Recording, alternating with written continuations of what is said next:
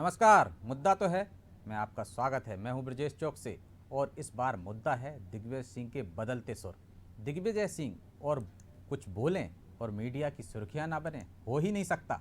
3 दिन पुरानी बात है जब दिग्विजय सिंह ने कहा था, राष्ट्रीय स्वयंसेवक संघ और भाजपा पर हमला करते हुए बोले थे, बीजेपी और आरएसएस के सरस्वती शिशु मंदिर में बच्चों के मन में बचपन से ही नफरत का बीज बो दिया जाता है। इस पर जमकर बवाल हुआ था। लेकिन आज दिग्गी राजा संघ की तारीफ कर रहे थे, कह रहे थे मैं संघ का सबसे बड़ा आलोचक हूं, लेकिन संघ के कार्यकर्ता काफी कर्मठ हैं। नर्मदा परिक्रमा में संघ के स्वयंसेवकों और खुद गृह मंत्री अमित शाह ने भी खूब मदद की। मोहन भागवत भी कहते हैं कि हिंदू मुस्लिम दोनों का डीएनए एक है, फिर कैसे भेदभाव हो सकता है। मैं सिर्फ संघ का विचारधारा से सहमत नहीं हूं। तो दिग्गी के नए सुर पर चर्चा शुरू करें उससे पहले देखिए ये रिपोर्ट।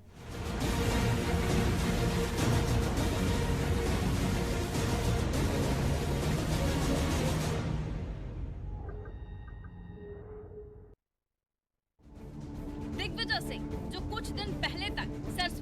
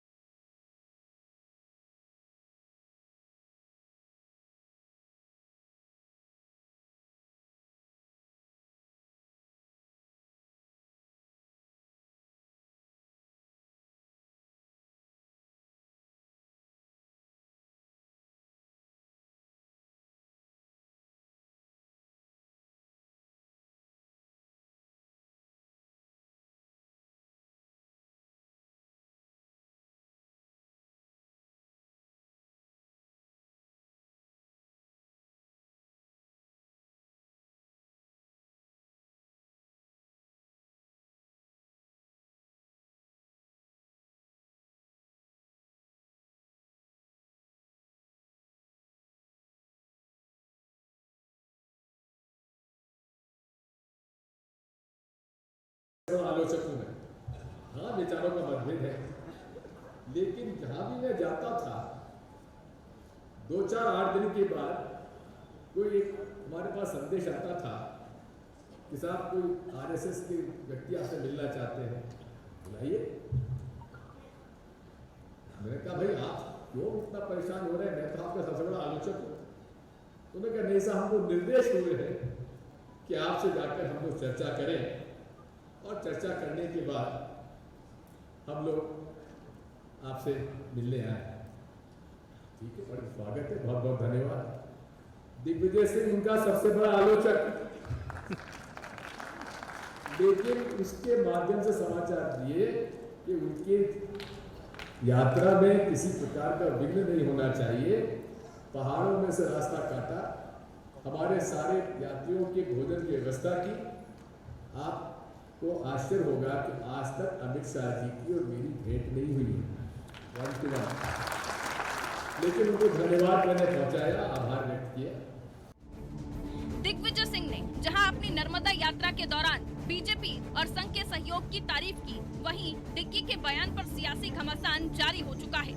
कांग्रेस नेता दिग्गी के बयान का समर्थन करते नजर आ रहे हैं। साथ ही उन्होंने कहा कि यही लोकतंत्र है जिसे बीजेपी को सीखना चाहिए। तो दूसरी तरफ बीजेपी ने दिग्गी पर तंज कसते हुए कहा कि उन्हें प्रसन्नता है कि दिग्विजय सिंह के अंदर भी शिष्टाचार बचा हुआ है।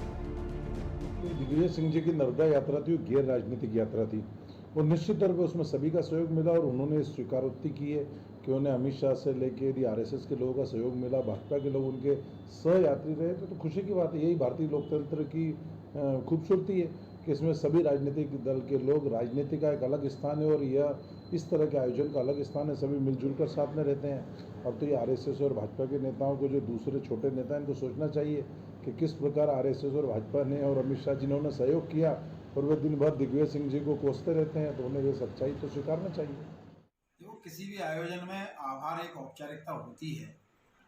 मुझे अच्छा ये लग रहा है कि दिग्विजय सिंह जी के भीतर छोटा मोटा शिष्टाचार अभी बचा हुआ है। यद्यपि दिग्विजय सिंह जैसा व्यक्ति कोई भी काम बिना सोचे समझे करता नहीं है, इसलिए हम किसी झांसे में आने वाले नहीं हैं।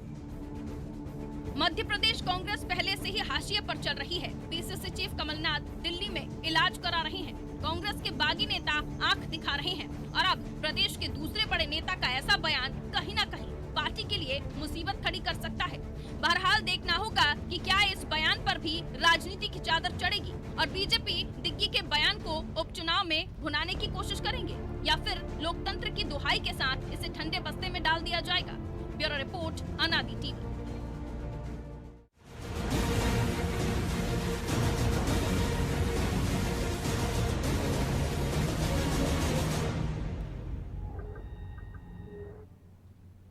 मध्य प्रदेश कांग्रेस में प्रभावी और बड़े नेताओं में से कमलनाथ स्वास्थ्य कारणों की वजह से प्रदेश की राजनीति में कम सक्रिय हैं, लेकिन दिग्विजय सिंह इन दिनों काफ़ी सक्रिय नजर आ रहे हैं। उपचुनाव के बीच उनके बयान सुर्खियां बटोर रहे हैं। संघ की तारीफ करना कितना सही है, और दूसरा उनका ये कहना कि पार्टी कहेगी तो प्रचार करूँगा, इसमें क्या संदेश छिपा है? क्या उनके बयान कांग्रेस के लिए मुफीद होंगे? इसी पर चर्चा के लिए हमारे साथ मौजूद हैं कांग्रेस के पूर्व सांसद वरिष्ठ नेता प्रताप भानु शर्मा, भाजपा प्रवक्ता दिव्या गुप्ता और आरएसएस समर्थक दिनेश जैन जी। तीनों मेहमानों का बहुत बहुत स्वागत है। शर्मा जी, शुरुआत आपसे ही करते हैं। आज दिग्विजय सिंह जी बदले बदले नजर आ रहे थे, क्या मायने हैं उनके इन बयानों की? पहली प्रतिक्रिया क्या है आपकी? देखिए, बहुत ही सहज भाव से दिग्विजय सिंह जी ने गृह मंत्री अमित शाह जी का आभार व्यक्त किया है, जो उनकी नर्मदा यात्रा में जो कि निजी और धार्मिक थी, पारिवारिक थी, उसके प्रति कृतज्ञता व्यक्त की है। ये तो उनका बड़प्पन है कि उस एक मिशन में, एक यज्ञ में जो उनको सहयोग मिला, उन सब की उन्होंने प्रशंसा की। साथ ही जो आरएसएस के वॉलंटियर्स उनसे मिलने आए और जो सहयोग दिया, उसकी भी प्रशंसा की। निश्चल भाव से यदि किसी की तारीफ की जाए, किसी के प्रति कृतज्ञता व्यक्त की जाए, तो उसमें राजनीति का कोई अनर्थ नहीं निकालना चाहिए, ऐसी मेरी मान्यता है और यही मेरी फर्स्ट प्रतिक्रिया है। वो तो कह रहे हैं बड़े कर्मठ होते हैं आरएसएस वाले, और कुछ दिन पहले कह रहे थे आलोचना करने में तो कोई कसर छोड़ते नहीं है। कुछ दिन पहले की बात है, 3 दिन पहले की, कह रहे थे सरस्वती शिशु मंदिर में आरएसएस का जो स्कूल है उसमें बच्चों को शुरू से ही ऐसा पाठ पढ़ाया जाता है कि वो सांप्रदायिक सद्भाव बिगाड़ते हैं, आगे जाके कट्टर बनाया जाता है। उनके आज के बयान को भी समग्र रूप से देखिए, सुनिए पूरा उन्होंने क्या कहा कि आरएसएस की विचारधारा से मैं सहमत नहीं हूं। कांग्रेस की विचारधारा सद्भावना की है, सबको साथ लेकर चलने की है। आरएसएस हिंदुत्व की बात करके समाज में डिवाइड करके आगे बढ़ना चाहते हैं। पर यदि आरएसएस का एक स्वयंसेवी संगठन यदि अपने सामाजिक कार्य में कोई काम करता है तो कभी उसमें कभी किसी ने आपत्ति नहीं करी। और जो सरस्वती शिशु मंदिर में होता है, जो पाठ्यक्रम या प्रशिक्षण या दीक्षा उनको दी जाती है, उसके बारे में सच कहना कोई बुराई नहीं होती। जो उन विद्यालयों में होता है, नफरत की भावना पढ़ाई जाती है या बताई जाती है, उसके बारे में खुल के कहा है उन्होंने। यदि उसमें सुधार होता है तो हम लोग पहले व्यक्ति होंगे, उनके उस कर्मठता को या सरस्वती शिशु मंदिर के उस सुधार का स्वागत करेंगे। उसमें कोई बात क्या है? शिक्षा तो सबको अच्छा ज्ञान देती है, सबको सर्वधर्म समभाव सिखाती है, चलिए आपके परस्पर भाईचारा सिखाती है। जी, इसलिए आपके इन आरोपों का भी जवाब ले लेंगे, डिबेट में चलेंगे अपन। शर्मा जी, डिबेट में चलेंगे तो इसका जवाब भी दिव्या जी से लेंगे और जैन साहब से। पहली प्रतिक्रिया तो ले लें। बड़ी खुश दिख रही है दिव्या जी आज, कम से कम दिग्विजय सिंह जी ने पहली बार तो तारीफ की है। दिव्या जी। ब्रजेश जी, आज का विषय इसलिए इंटरेस्टिंग है कि कहीं पे निगाहें, कहीं पे निशाना। दिग्विजय सिंह जी तो जितने ऊपर है उतने नीचे हैं, और नटवर लाल है वो तो उनकी लीला अपरंपार, मतलब उनकी था तो कांग्रेस भी नहीं पा रही तो भाजपा कहां से ढूंढ पाई। मैं इसीलिए आज इतनी मुस्कुरा रही हूँ कि कांग्रेस को भी समझ में नहीं आ रहा होगा कि उनके इस बयान का क्या इंटरप्रिटेशन निकाले, क्या उसके ऊपर टिप्पणी करे। क्योंकि दिग्विजय सिंह जी अगर कुछ बोलते हैं तो कुछ सोच समझ के बोलते हैं। उन्होंने किसी बिना कारण ये सब स्टेटमेंट नहीं दिया है। हालांकि ये जरूर तय है कि वो शब्दों के जादूगर हैं और कुछ ना कुछ इस तरह की लफाजियां कर देते हैं जिसके कारण वो हमेशा सुर्खियों में बने रहते हैं। कल तक का स्टेटमेंट कुछ और, आज का स्टेटमेंट बिल्कुल कुछ और। तो वो जो एक गुलदस्ता होता है, जब वो फूल भेंट करते हैं तो ऊपर फूल दिखाई देते हैं लेकिन नीचे कांटों से भरा हुआ वो गुलाब होता है। ये वो वाला उसका एक तरीका होता है। तो ना हम तो इस बार कांटों वाला गुलाब किसको दे दिया उनने? अब वो किसको देंगे ये समझ में नहीं आ रहा है, क्योंकि ये तो तय बात है कि वो हमको तो देने नहीं वाले हैं। वो संघ के इतने बड़े आलोचक हैं। He himself says I love to hate RSS. तो when he loves to hate RSS, तो फिर आगे उनके कथन और उसमें क्या फर्क रह गया है? तो आज का जो स्टेटमेंट है, मैं उस स्टेटमेंट को अगर आप बारीकी से सुने तो उसमें भी ये पुट नजर आता है कि मैं तो वही था, संघ के कार्यकर्ता मुझसे मिलने की इच्छा करने के लिए मेरे पास आए। उसमें कहीं भी एक दंभ का पुट दिखाई देता है। तो साहब ये तो शिष्टाचार संघ के कार्यकर्ताओं की है कि वो अपने अतिथि का भी ध्यान रखते हैं, और सबसे बड़े आलोचक का भी उन्होंने ध्यान रखा। आपकी मदद करने के लिए, आपका ध्यान रखने के लिए, आपके पैरों की छालों के बारे में चिंता करने के लिए, आपकी पर्सनल यात्रा के बीच में भी माननीय अमित शाह जी ने भी आपका ख्याल रखा।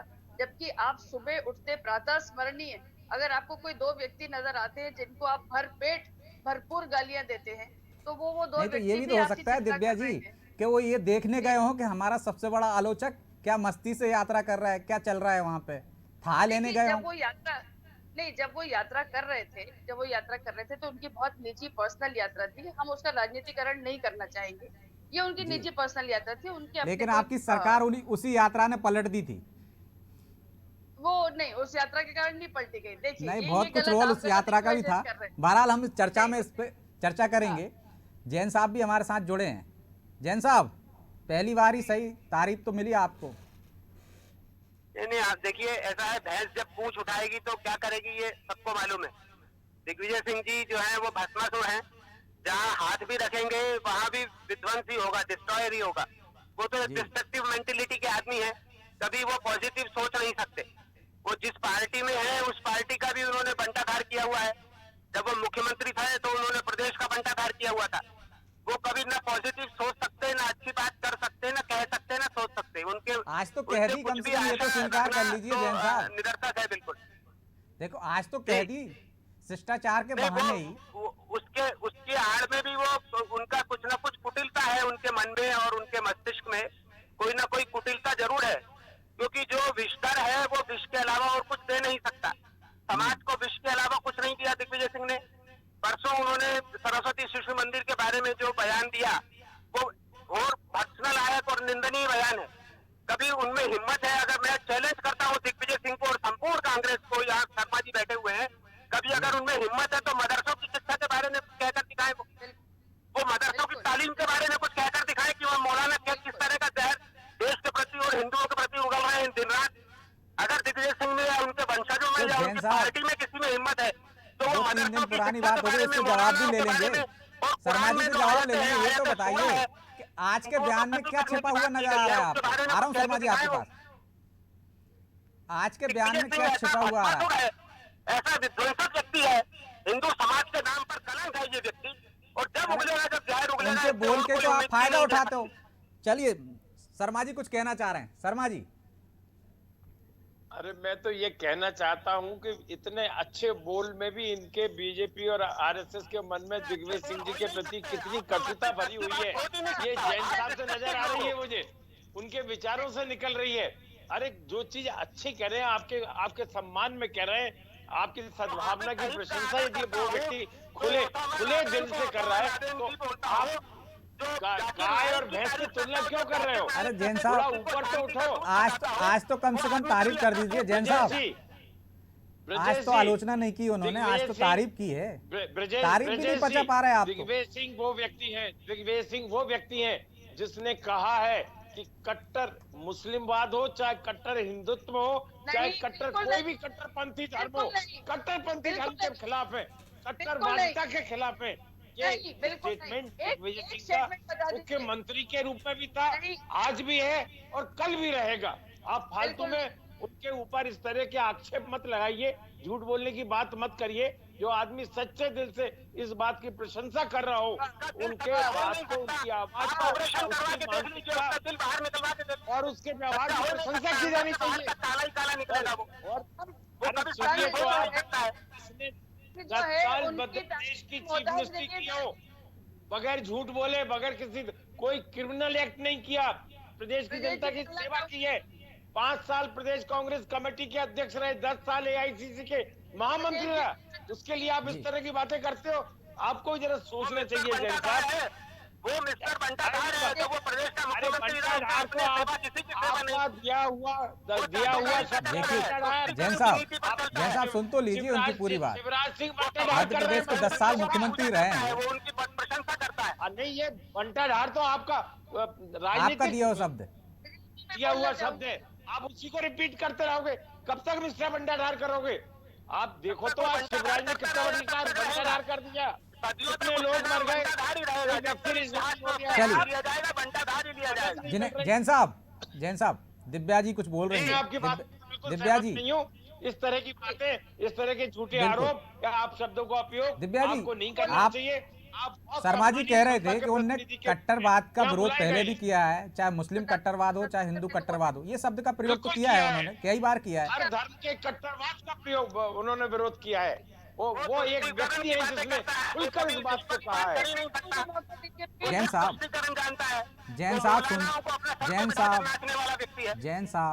सच्चाई सुनने तैयार ही नहीं है। अब क्या जैन बहस साहब करो सुन आप तो इनसे? लीजिए। दिव्या जी मैं आपके पास लौटूंगा, जैन साहब आपकी बात सुनेंगे। दिग्विजय सिंह की व्यक्ति की खिलाफत करना चाहते हैं जी। ऐसे कैसे हो सकता है? डिबेट साफ सुथरी होना चाहिए, झूठे दिव्या आरोप जी, नहीं लगना चाहिए। दिव्या जी आपको तारीफ में भी कुछ दिख रहा है आजकल, उन्होंने उस यात्रा के लिए तारीफ तो उल्टी कांग्रेस पे भारी पड़ सकती है। प्रताप सर को बोलिए प्लीज, मुझे बोलने दे। नहीं शर्मा बोलिए जी। दिव्या जी, हम आपको नहीं टोक रहे, आपके बारे जी। में कुछ नहीं कहा मैंने। जी दिव्या जी। धन्यवाद सर। सर ऐसा था कि दिग्विजय सिंह जी ने अगर आज तारीफ करी तो राष्ट्रीय स्वयंसेवक संघ इतना बड़ा एक ऑर्गेनाइजेशन है, और वो जैसा कि प्रताप जी आपने भी कहा, ये स्वयं सेवी ऑर्गेनाइजेशन है, सेवा इसका बिल्कुल मानता हूँ। अब इस ऑर्गेनाइजेशन को माननीय दिग्विजय सिंह जी की तारीफ के मोहताज नहीं है हम, पहली बात। और इस ऑर्गेनाइजेशन को तारीफ की जाए तो हम कोई उनके नतमस्तक भी नहीं हो जाएंगे कि साहब आपने आज हमारी तारीफ कर दी तो हम बड़े गदगद हो गए कि आपने हमारी ऑर्गेनाइजेशन की तारीफ कर दी, सवाल ही नहीं उठता। ये भी तो कह सकते हैं आपके थोड़ा थोड़ा पहचानने लगे हों चाहे संघ को वो। नहीं बिल्कुल भी नहीं, इसलिए नहीं क्योंकि जैसा कि जैन साहब ने कहा है कि किसी का डीएनए बदलता नहीं है। उनका डीएनए अगर आरएसएस के विरुद्ध है तो वो सोच समझ के जानबूझकर व्यवस्थित होकर एनालिसिस करके करने वाला उनका डीएनए है। वो जानबूझ के रोज सुबह उठ के आरएसएस की आलोचना करते हैं। 2 दिन पहले जो व्यक्ति मदरसे और सरस्वती शिशु मंदिर का कंपैरिजन कर लेता हो, उसके बीच में उसको समझ में ना आता हो कि मुझे क्या बोलना है, और उसके बाद 2 दिन बाद वो अपना पूरा का पूरा ये पलटवार करता हो, अपना पूरे स्टेटमेंट को पलट देता हो, तो उस व्यक्ति की सोच का, उस व्यक्ति के विचार को आप कहीं भी संदेह में लाके खड़ा कर सकते हैं। वो विचार जो है वो कहीं पे भी वो सच्चाई से बहुत कोसों दूर है। और दिग्विजय सिंह की ऐसे दिव्या जी ऐसा भी तो हो सकता है कि जो उनको अच्छा दिखा अच्छा बोल दिया, जो उसमें खोट दिखा वो खोट बोल दिया, वो तो उनका नजरिया है ना। यही हुआ है।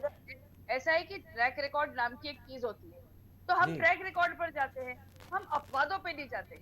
तो ट्रैक रिकॉर्ड उनका ये कहता है कि वो प्रातः स्मरणीय एक काम करते हैं कि वो संघ को गालियां देते हैं और वो देते आए हैं, और हम उस पर विश्वास करेंगे। हम जो आज उन्होंने कहा है, या तो इसको मस्करी का स्टेटमेंट कहा जाए या सुर्खियों में रहने का स्टेटमेंट कहा जाए, या वो तो कह रहे हैं दिल से कहा है उन्होंने, दिल से धन्यवाद भी भेजा है अमित शाह जी को। उनके दिल पे हमको बिल्कुल विश्वास नहीं है, क्योंकि उनका दिल जो है वो बहुत मैला है, ये हम सब जानते हैं। अगर उन्होंने आज तारीफ कर भी दी है तो वो किन शब्दों में, किस लिए, क्यों कर रही है, बहुत अच्छी बात है, पर औपचारिकता उन्होंने निभा दी, हम भी औपचारिकता निभाते हुए उनको धन्यवाद कहेंगे। इसके अलावा और कुछ नहीं। उनके स्टेटमेंट में कब, कहां और क्या छुपा हुआ होता है वो वही जाने। मैंने कहा कि वो नटवर लाल है, और उस नटवर लाल की बाजीगरी वो वही जानता है कि उन्होंने क्यों करी और किस लिए करी। अब कांग्रेस कंफ्यूज है कि वो बेचारी तारीफ करे कि वो करे। प्रताप जी, मैं आपके साथ पूरी सहानुभूति रखती हूँ, क्योंकि आपको नहीं समझ में आ रहा होगा कि आप किस तरह से अब इसका स्टेटमेंट को करें, तो ये एक अलग विषय है। लेकिन उनका डीएनए जो खराब है, जो नेगेटिव है, जो वो स्टेटमेंट के बीच में छुपे इन बिटवीन द लाइंस जो बोलते हैं, उसके बारे में जितनी निंदा की जाए वो कम। तो आपके तो बहुत सारे आलोचक आपकी पार्टी में आ गए, उनका डीएनए ठीक हो जाता है वो शायद पार्टी में आने के बाद। जैन साहब में जाने पर डीएनए ठीक हो जाता है। तो साहब अगर बहुत सारे आपके कांग्रेसी नेताओं का मोह भंग हुआ है ऑलरेडी, तो ये तो कांग्रेस को सोचने की विषय है, हमको सोचने की जरूरत नहीं। और हम दिग्विजय सिंह से हमारा डीएनए सौदेबाजी का नहीं है। ईश्वर करे हम कोसों।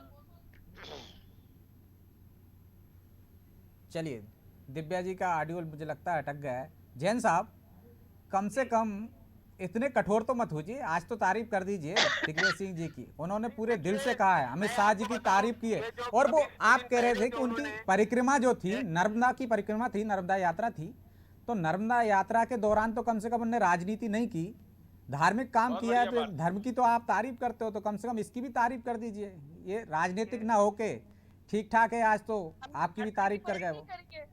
यात्रा की बुराई नहीं कर रहे, यात्रा उनकी पर्सनल थी, बहुत अच्छी बात है। कम से कम कुछ तो सद्भावना आई होगी, कुछ तो उनके सद्विचार आए होंगे। बहुत अच्छी बात है अगर उन्होंने नर्मदा यात्रा करी। और कभी आप बोलते हैं कि आप हिंदू हैं, कभी आप बोलते हैं लेकिन मैं हिंदू नहीं हूँ क्योंकि मैं ऐसा नहीं हूँ। तो सर कितने कंफ्यूज स्टेटमेंट आप देते, क्यों कंफ्यूज है आप? कहना क्या चाहते हैं, करना क्या चाहते हैं? हिंदू हैं या नहीं है, गर्व के साथ बोलिए आप हिंदू हैं, और अगर हैं तो फिर हिंदू तो वो तो बोलते हैं मैं पूजा करता हूँ, राम का भक्त हूँ, गोवर्धन परिक्रमा करता हूँ, कई बार बोला। लेकिन बहुत पक्के हिंदू हैं, हिंदुत्व आचरण का पालन करते हैं और सभी शंकराचार्यों के सभी मठ में शरणागत होते हैं। और पर ये हिंदुत्व के ठेकेदार जो आप बन जाती हैं, आपकी पार्टी बन जाती है, ये सिर्फ राजनीतिकरण है हिंदुत्व का।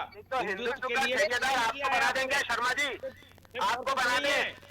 जो व्यक्ति फिदा मोहम्मद हुसैन, जिस व्यक्ति ने हिंदू देवी देवताओं के नग्न चित्र बनाए, अश्लील चित्र बनाए, उसकी तारीफ करने वाला, उसको पुरस्कृत करने वाला दिग्विजय सिंह, जिस व्यक्ति ने हिंदू देवी देवताओं का मजाक उड़ाया, ऐसा जाकिर नाइक को शांति दूत करने वाला दिग्विजय सिंह, ऐसे व्यक्ति की तारीफ करे क्या? ऐसे व्यक्ति को आपको ठेकेदार बना दे हिंदुओं का। जो आदमी हिंदू देवी देवताओं का मजाक उड़ाता है, जाकिर नाइक जैसा व्यक्ति, आप उसकी तारीफ तो व्यक्तिगत होगा ना जैन साहब, और अपने आप को हिंदू बताते हो, शर्म आना चाहिए आपको शर्म से डूब मरना चाहिए। एक सेकंड जिंदा नहीं है आपको। आप अपने आप को हिंदू कौन से एंगल से बताते हैं बताइए? वो फिदा हुसैन जिसने हिंदू देवियों के नग्न चित्र बनाए, अश्लील चित्र बनाए, आप उसको पुरस्कृत करते हो और अपने आप को हिंदू बताते हो? कौन से मुझे हिंदू बताते हो अपने आप को? हिंदू देवी देवताओं का जो महत्व आता है जाकिर नायक, आप उसकी तारीफ करते हो, उसको शांति दूत बताते हो? कौन से एंगल से हिंदू हो महाराज? कौन से एंगल से हिंदू हो? आपको शर्म नहीं आती अपने आप को हिंदू बताते हुए? दिव्या जी, और फिर आपको हिंदुओं का ठेका भी चाहिए, उसके बाद आपको हिंदुओं का ठेकेदार भी बनना है। जैन साहब, कितने शर्म की बात है।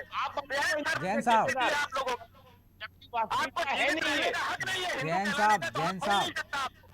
जैन साहब पूरी बात तो सुन लीजिए, मैं आपके पास ही आ रहा हूँ। शर्मा जी, क्या दिग्विजय सिंह जी ने कहा है कि पार्टी कहेगी तो वो प्रचार करने जाएंगे? क्या उनके प्रचार से वोट कटते हैं? क्या उनको संदेह है कि पार्टी उनको प्रचार पर भेजेगी? इसके पीछे क्या पार्टी ब्रजेश जी पार्टी ही फाइनल करती है कौन किस क्षेत्र में प्रचार करेगा, किसका प्रभाव किस क्षेत्र में है। और ये हर पार्टी, चाहे भारतीय चाहे कांग्रेस पार्टी हो, ये सब अपने स्टार प्रचारकों की सूची तैयार करते हैं राष्ट्रीय स्तर पे और उनकी ड्यूटी लगाते हैं। और यदि उन्होंने कहा कि पार्टी कहेगी तो मैं प्रचार करूंगा, इसमें क्या हो गया? आपकी पार्टी के लोग ये कहते हैं, कहीं पार्टी को लगता है कि उनके बयानों से वोट कट जाते हैं, उनके प्रचार करने से नुकसान हो जाता है। ये तो स्टैंडर्ड पैटर्न है किसी भी राजनीतिक दल का। इसको किस नजरिए से देखना चाहते हैं जी? और वो प्रचार करेंगे, उम्मीदवार उनको बुलाएगा, और जब उम्मीदवार बुलाएगा पार्टी प्रचार के लिए कहेगी, दिग्विजय सिंह जी प्रचार करेंगे, उसमें कोई प्रश्न चिन्ह नहीं है, कोई संदेश नहीं छिपा है। दिव्या जी, आपको तो खुश होना चाहिए, यदि वो तारीफ कर रहे हैं तो भी आपके फायदे में है, और यदि आलोचना कर रहे हैं तो भी आप फायदा उठा ले जाते हैं उनके। नहीं हो रही दिव्या जी को।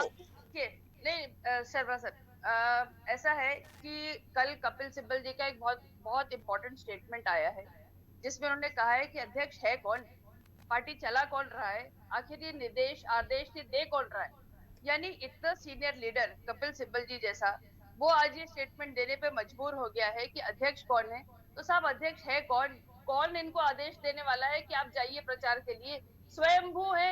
अब तो वो जो एक जवाब दूंगा इसका, जवाब दूंगा जी जवाब लूंगा आपसे। तो कम से कम इनको समझ में नहीं आ रहा है कि सब पार्टी कौन आदेश देगी, कहाँ से आदेश आएगा। वो भाई बहन आपस में अध्यक्ष बनने के लिए दोनों की उनकी टसल चल रही है, कभी वो चला जाता है कभी वो आ जाता है। अब चुनाव का समय यहाँ है, लेकिन उन साहब को केरला याद आ रहा है। लेकिन दिव्या जी आदेश दे ही रहे होंगे, तब तो पंजाब में मुख्यमंत्री बदल दिया उन्होंने। बहरहाल समय कम है, इसलिए शर्मा जी से जवाब ले लेते हैं। शर्मा जी साहब, वो तो कैप्टन साहब के साथ अनादर हुआ, वो अभिमानी आदमी है, अच्छी प्रवक्ता है दिव्या जी, अभिमानी इनका ज्ञान आदमी भी है। अच्छा है, इन्हें हमें क्यों बताने की आवश्यकता पड़ रही? और मूर्ख को वहां लाके बिठा दिया था, और जिसको देखिए उन्होंने क्या तमाशा करा कांग्रेस का। रही सही कांग्रेस की जो बुरी हालत होने वाली है पंजाब में, वो अब आप देखिएगा। चलिए, बहरहाल समय भी इजाज़त नहीं देता कि इस चर्चा को हम आगे बढ़ाएं। दिव्या जी, आपका भी बहुत बहुत शुक्रिया इस चर्चा में शामिल होने के लिए। जिनेश जैन साहब, आपका भी बहुत बहुत शुक्रिया, और शर्मा जी का भी बहुत बहुत शुक्रिया। हालांकि आखिरी समय में तकनीकी कारणों से उनका संपर्क टूट गया था। तो दिग्विजय सिंह यदि कुछ बोलें और उस पर चर्चा ना हो, बवाल ना हो, तो फिर उनके बोल के क्या मतलब। वैसे भी कहते हैं प्रत्येक बोल का मोल होता है, शायद इसलिए ही कहते हैं कि तोल मोल कर बोल। और जब दिग्गी राजा जैसे राजनीतिक कोई बोल बोले तो उसके मायने निकाले ही जाएंगे। इसलिए इस बार भी उनके अपने हों या फिर विरोधी, अपने अपने हिसाब से मतलब निकाल रहे हैं। फिलहाल के लिए इतना ही, इजाज़त दीजिए और आप देखते रहिए अनादि टीवी। नमस्कार।